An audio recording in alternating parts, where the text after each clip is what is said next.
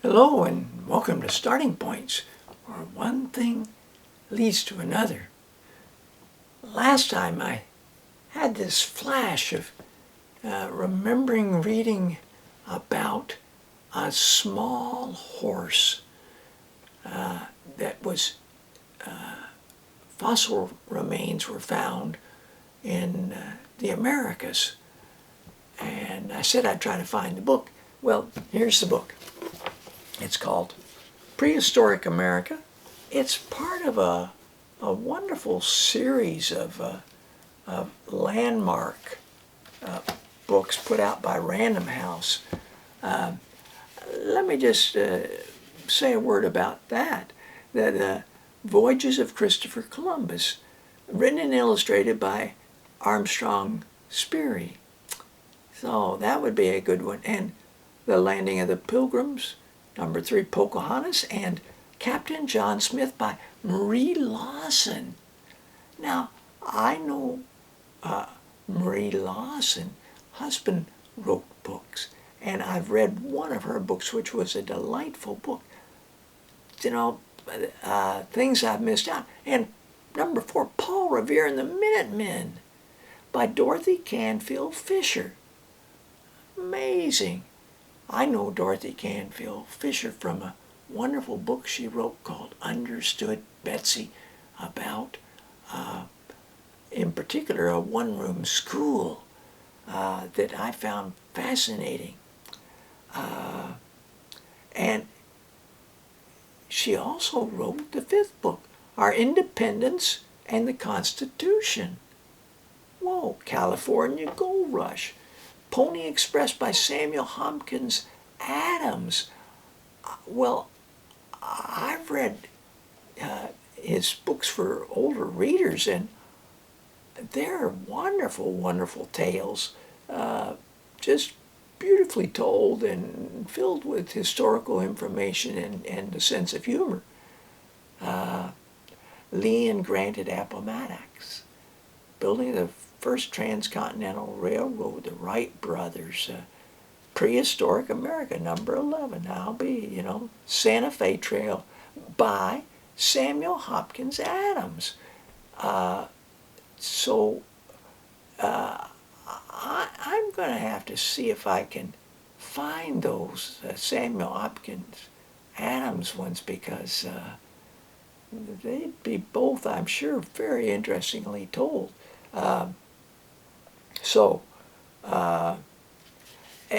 Anyway, Lewis and Clark, and the last one here is about Mr. Bell invents the telephone, but trappers and traders at Panama Canal, it's a veritable feast again.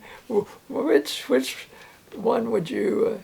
And they were designed for maybe 10, 11, 12-year-olds up, that were interested in things. So this book,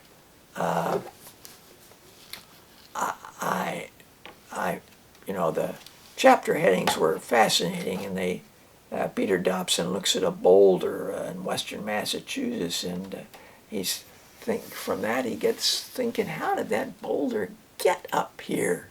And then the idea of the Ice Age and the big glaciers coming down, and venture of a glacier down the Colorado. Marsh does some digging. The great and terrible lizard. Reptiles have saber-toothed tiger. Death trap of the ages. That's the oil things in California where animals would stumble into them and be trapped in the... So I happened to have come across this book and read this and found it quite fascinating.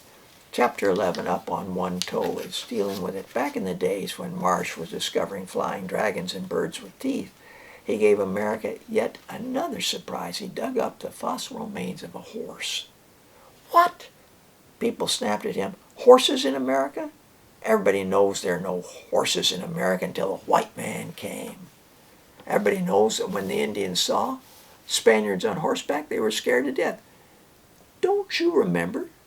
They thought horse and rider were one animal. But it was a horse. Not a very big one, but still a horse. You could tell by the teeth, and you could tell by the feet. Well, it was an eye-opening chapter to me, and I found it fascinating. In fact, the whole book has a lot of fascinating things in it. Prehistoric America. I want to take this opportunity while I've been talking about horses to mention two stories, and mules, two stories written by one of my favorite writers for young people, even though I didn't read these books as a young person. I read them as an adult. So here's a little stack of them. There's probably, maybe another 6 or 7 more that he's written. Paul Berna is his name.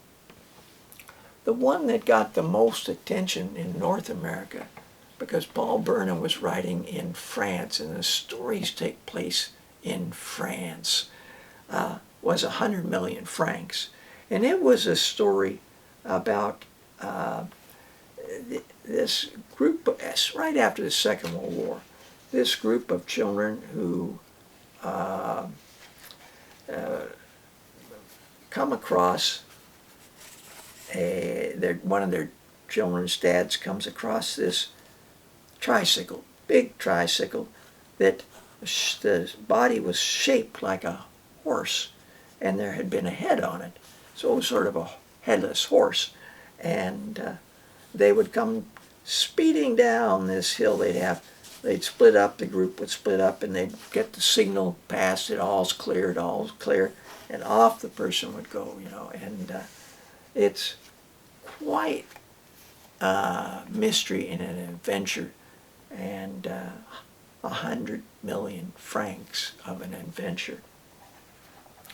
And there's really a tremendous cast of characters who live there in this place, and